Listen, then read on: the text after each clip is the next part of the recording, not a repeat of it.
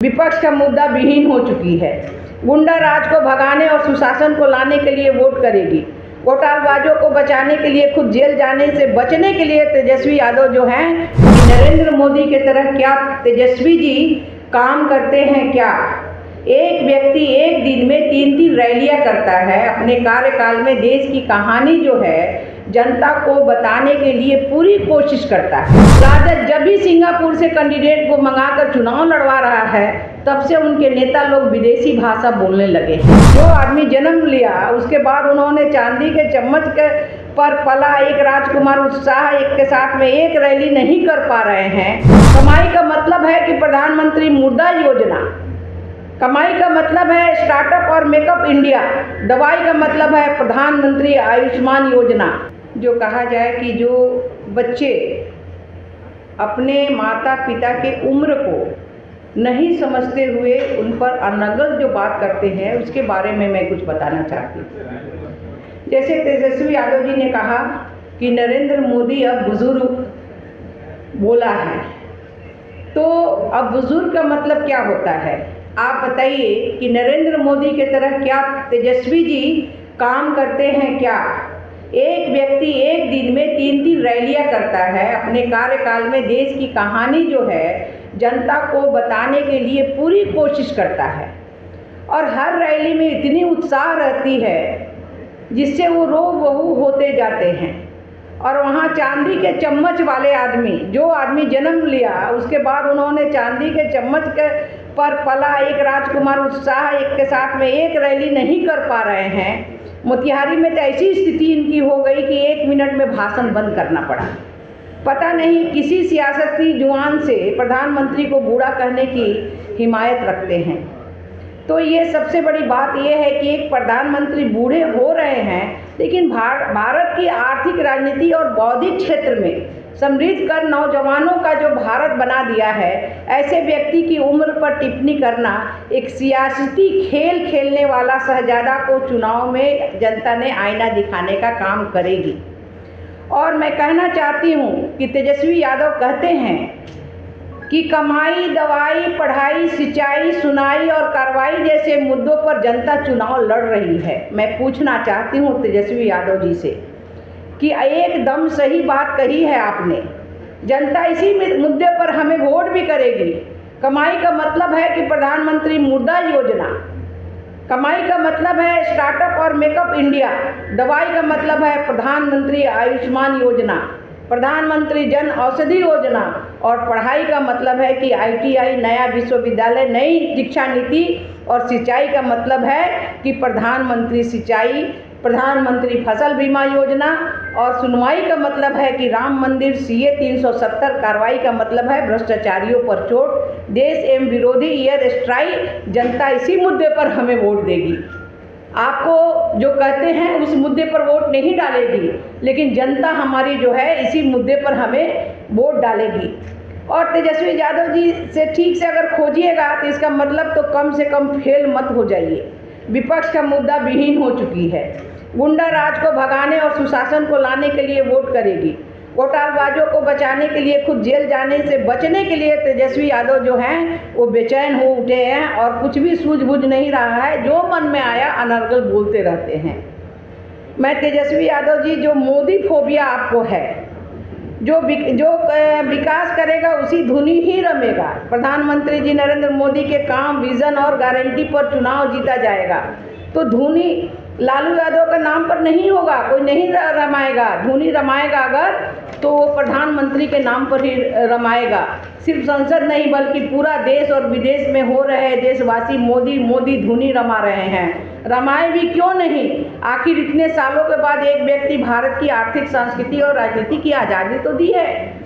तो ऐसे बात में जो आप कहते हैं, तेजस्वी ने जब कहते हैं कि भाजपा वाले ट्रम्प और पुतिन को बुला के हमें डरने वाले नहीं हैं, मैं पूछना चाहती हूँ कि आप पूरी तरह बौखला गए हैं, क्योंकि तेजस्वी यादव गजब छटपटाहट है। बताइए, आप भाजपा के प्रचार में आज तक कोई गैर देश के नेता आए हैं? फिर इस तरह के बयान को क्या समझा जाए? चैनल कोशिश जो पार्टी राजद अपने राज्य भर में अस्तित्व की तलाश कर रहा है, जो इंटरनेशनल लेवल का कर रहा है। राजद जब भी सिंगापुर से कैंडिडेट को मंगाकर चुनाव लड़वा रहा है, तब से उनके नेता लोग विदेशी भाषा बोलने लगे हैं। और जब मैं कहूँ तब कांग्रेस की बात मैं जब बोलूँगी तो और ही हालात और ही नाजुक हो जाता है। हालात ये हो गया है कि वंशवादी गिरोह के हेड राहुल गांधी अमेठी से चुनाव लड़ने की हिम्मत नहीं जुटा पाए। प्रियंका गांधी ने इनकार कर दिया। कांग्रेस अब क्षेत्रीय पार्टी के रूप में उभर रही है। बिहार में राजद और कांग्रेस का अस्तित्व को मिटाने की तैयारी भी चल रही है। स्मृति ईरानी का सामना करने की किसी की हिम्मत नहीं है। राहुल गांधी को नहीं हो रही है कि राहुल गांधी जी देश को किसी कोने से चुनाव लड़ ले और जनता का विश्वास उन्हें मिल रहा है।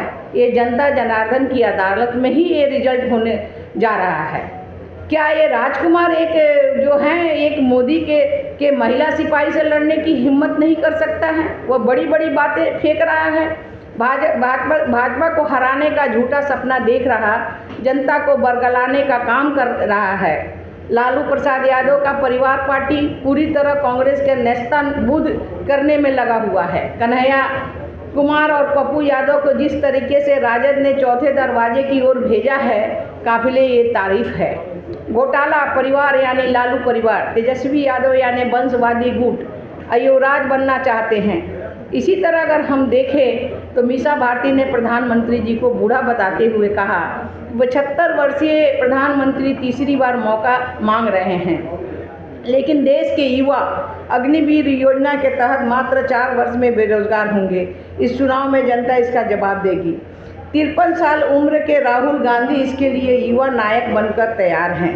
77 साल के उम्र में सोनिया गांधी इनकी राजमाता बनी हुई हैं। 69 साल की मां राबड़ी देवी को विधान परिषद भेजा जा रहा है। विधानसभा का उनको नेता बनाया जा रहा, विधान परिषद का नेता बनाया जा रहा है। और खुद 47 साल की उम्र में तीसरी बार हारने के लिए पाटलिपुत्र लोकसभा सीट पर खड़ी हुई ऐसी महिला पूरे विश्व में पताका फहरा रहे हैं। आदरणीय श्री नरेंद्र मोदी की उम्र का जिक्र करके उन पर हमला कर रहे हैं। सोचिए नफरत का क्या आलम है।